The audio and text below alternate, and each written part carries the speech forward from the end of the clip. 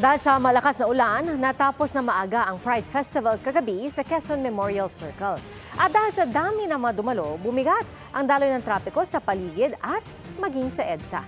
Nakatutok si EJ Gomez. Inabot na ng hating gabi ang tinatayang 200,000 tao na nakiisa sa Love Laban to Everyone Pride Festival. Ang traffic hindi lang sa paligid ng Quezon City Circle, pati ang kahabaan ng EDSA damay din. Marami sa dumalo ang na-stress sa biyahe papunta at pauwi. Gaya na lang ni Alessandro na galing ng Makati.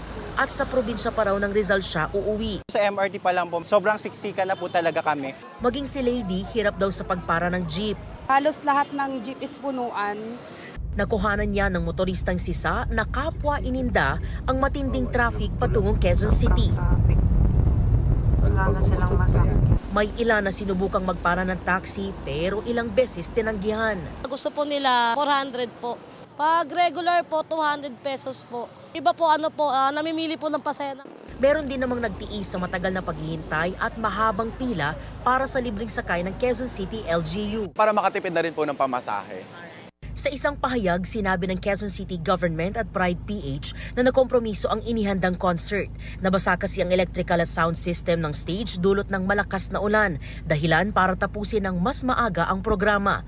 Ang ibang dumalo, itinuloy ang selebrasyon sa Pride Night Market sa Matalino Street at nagdaos ng dancing at singing lip-sync showdown. Para sa GMA Integrated News, EJ Gomez, nakatutok 24 oras. Mga kapuso, patuloy na tumutok sa mga balita, mag-subscribe sa GMA Integrated News sa YouTube.